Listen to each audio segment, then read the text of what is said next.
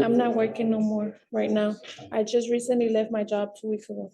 Why? I told you to get a job, not lose a job. What I seem to think is happening is that you're not doing anything but smoking weed and doing nothing. That's not And right. that's not gonna, really? You just left your grandma in the car? Yeah, because I needed to get up here. She was my only way to get here. Is she in a, Does she have a license to drive? Do you even have a license to drive? I don't, sir. Everything we asked you to do, you did the exact opposite. Sir, I was working on it.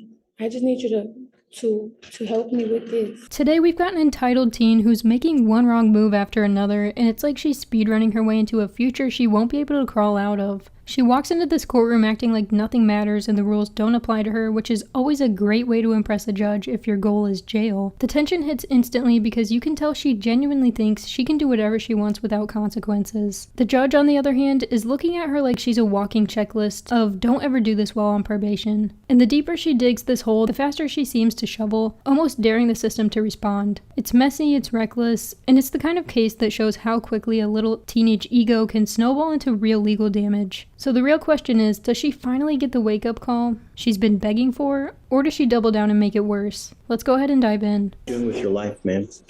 What am I doing with my life? Right now I'm currently barely getting stable at the house. I just recently moved house Alright.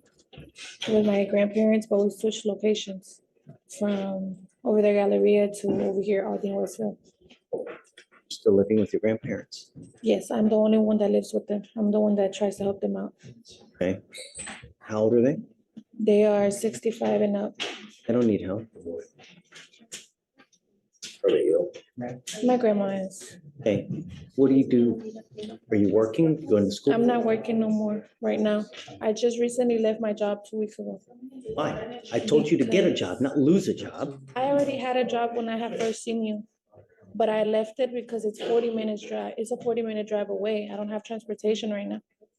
So what have you been doing between now and then, in the last 2 weeks? Well, I've been looking for a different job nearby, and I got an interview coming up on the 8th for Academy. I'm sending you for a drug and alcohol test now. What are you gonna test positive for?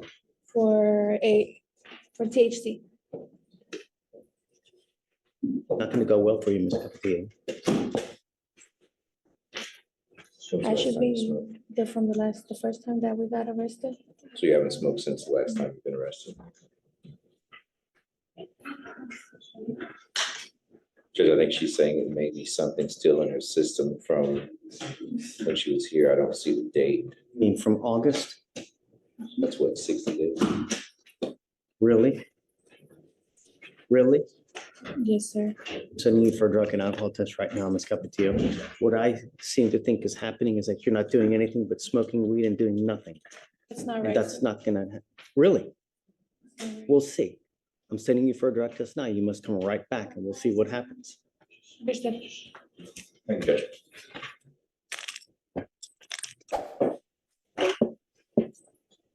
What happened? Positive. For what? THC, no alcohol. Because we don't know the levels, but that's. How old is she? How old are you? I'm 19. That's it. You stay with me. I'm revoking your bond, man. Make an exception to tell somebody to bring my grandma, because she doesn't know how to drive and I drove her up here. Where's your grandmother at? She's up in Louis Deli. It's like a restaurant from here. I just left her parked there. She doesn't know how to drive. You just left your grandma in the car? Yeah, because I needed to get up here. She was my only way to get here. Is she in a, Does she have a license to drive? Do you even have a license to drive? I don't, sir. so your grandmother drove It's you? like or you one drove thing her? after I the drove other. my grandma here. Why'd you I bring don't her have here? any transportation, sir. I had to You get. can't drive if you ain't got a license and insurance. I was trying to provoke this. I was not trying to get arrested, sir. Everything we asked you to do, you did the exact opposite. Sir, I was working on it. I just need you to help me with this. I'm just asking you for like one more week and I'll get it together. I haven't been smoking. That's just, I'm sorry, that's been there for now, for a minute. I haven't smoked because I know I have court. Yeah, I believe it. The tests are gonna eventually show something else, and you're not gonna believe me. I don't know what to I tell you, can Mr. tell- Slatter, but I mean, it's like, it's literally, it's one thing after the other with Hear me me. out, sir. Judge, can I speak to you? You know what? I don't want to talk about the case, and you're really in enough hot water as it is. Because the problem is your grandmother probably doesn't have that many resources as is. So who do you have now that's going to pony up $10,000 to get you out?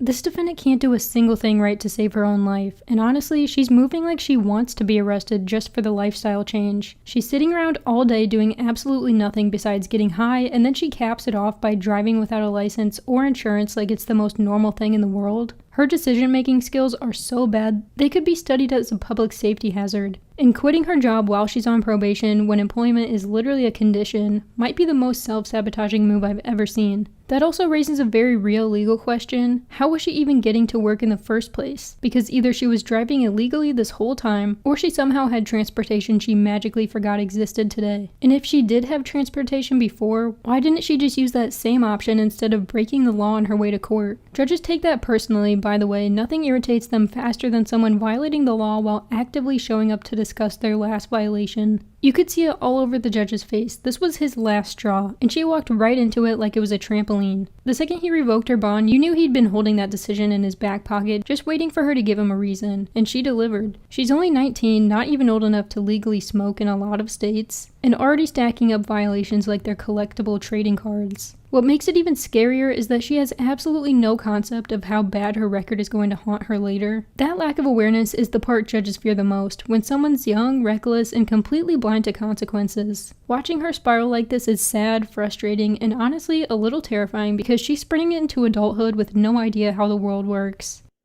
You stuck like Chuck now for the next couple months in custody. All I asked you to do was be clean and do something productive. I can She goes with you. Oh, hey, Mr. Slider, what was her last name? Capatillo, Capatillo, that's right. Page 6.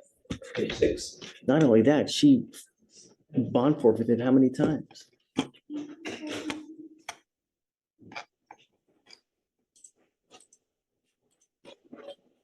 I don't know what to do. I really don't. Try to figure out what our grandmother has to do with.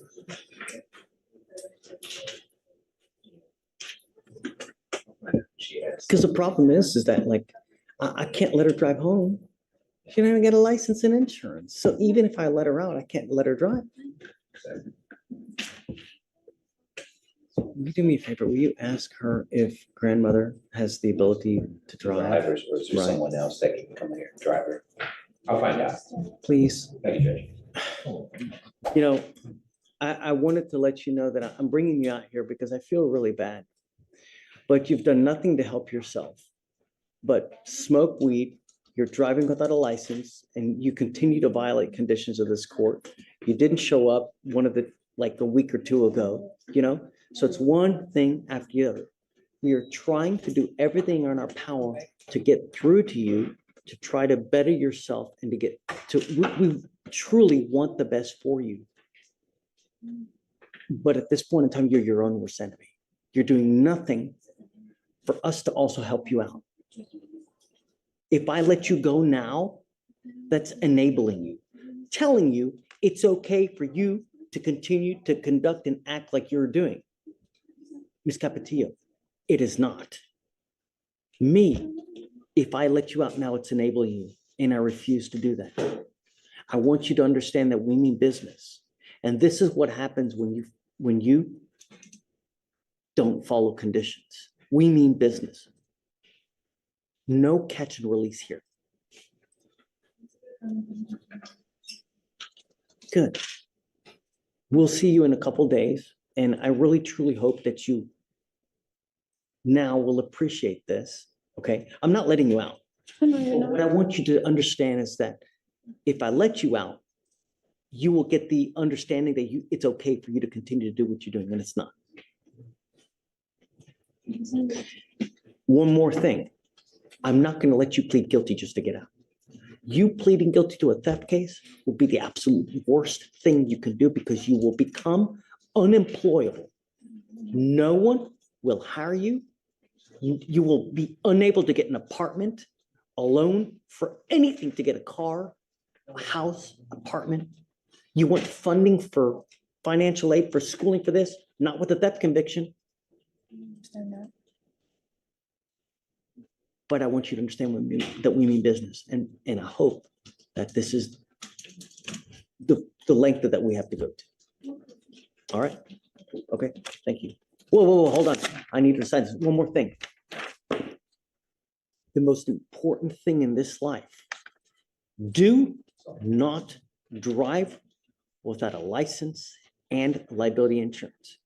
You will be signing an affidavit with me right now. This is a promise you're making to me not to drive. And if you do, I can have a contempt hearing and you can be facing up to 180 days in jail and a $500 fine every time you drive.